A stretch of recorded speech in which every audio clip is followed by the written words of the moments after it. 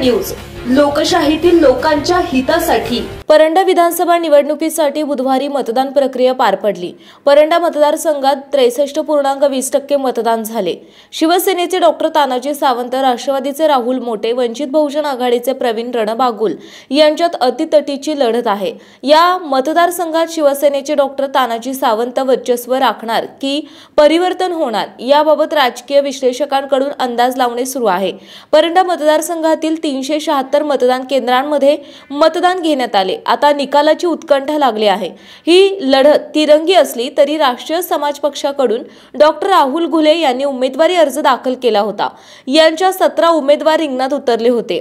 त्यामुळे मतदार अपक्षांच्या पारड्यात किती मते टाकतात हेही पाहणे गरजेचे ठरणार आहे। आतापर्यंतच्या विधानसभा निवडणुका विकासापेक्षा जातीय समीकरणाच्या आधारावर झाल्या आहेत। ज्यावेळी तिरंगी लढती झाल्या त्याचा फायदा राष्ट्रवादी काँग्रेसचे राहुल मोटे यांना झाला आहे। लोकसभा निवडणुकीत परंडा विधानसभा मतदारसंघात वाढलेली मताची आकडेवारी सर्व उमेदवारांना धोक्याची घंटा ठरू शकते। लोकसभा निवडणुकीत दुसऱ्या स्थानी राहिलेल्या महायुतीला परंपरागत पक्षाची मते आणि राजकीय सामाजिक समीकरण एक वेळा विधानसभा निवडणुकीमध्ये झालेला विजय फायदेशीर ठरू शकतो।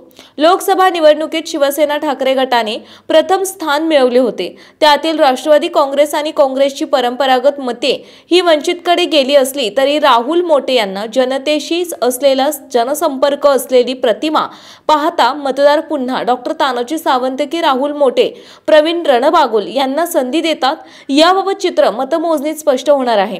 परंडा विधानसभा मतदारसंघात महायुतीकडून शिवसेना शिंदे गटाचे उमेदवार डॉक्टर तानाजी सावंत यांनी, राष्ट्रवादी काँग्रेसचे उमेदवार राहुल मोटे आणि वंचित बहुजन आघाडीचे उमेदवार प्रवीण रणबागुल या तिघांमध्ये काटेची टक्कर होईल असा अंदाज सुरुवातीपासूनच बांधला जात होता।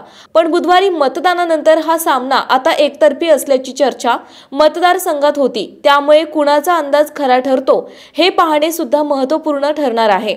संपादक आशुतोष बनसोडे।